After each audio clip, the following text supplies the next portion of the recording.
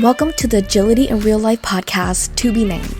Now your hosts, Mike Studeman and Jeff Lee. Hello, welcome back to our second episode of our Yet to Be Named podcast. As a reminder, I'm Jeff Lee. I'm Mike Studeman. Welcome back. You are joining us here from lovely Carmel, Indiana.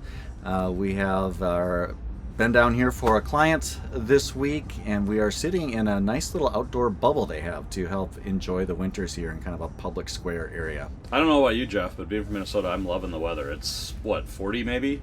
Which for us is like a heat wave.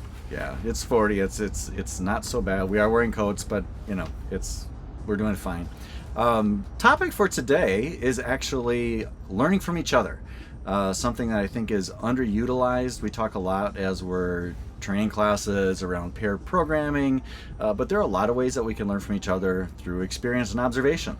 Yeah, I think, pair programming, well, obviously it started in the software space, really has applicability outside of software development. Pairing up QA people, pairing up BAs, pairing up trainers and coaches like we did this week. That's right. So Mike and I came down here doing some training for our client, team level training. It was great to have both of us here.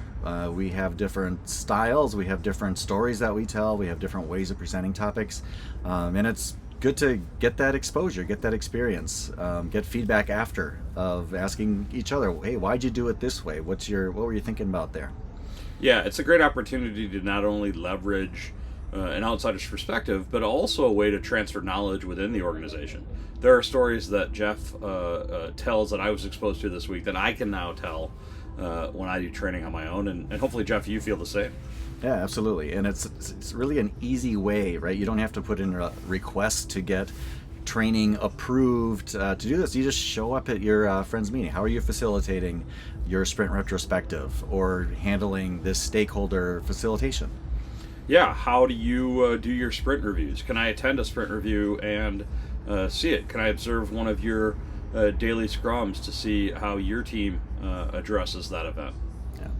So in light of keeping with our stated mission, or what we're trying to do here with this podcast, keeping it short, keeping it quick, I don't know, Mike, do you have any closing thoughts here before we wrap? Well, I think it's just important sometimes to get out of your bubble, Jeff, and learn from others.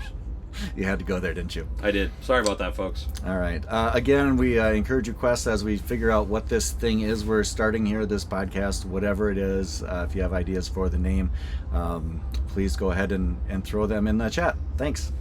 Thanks, everyone.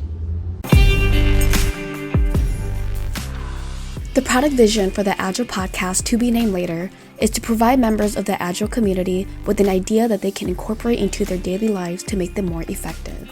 We thank you for listening, and we'll see you next time.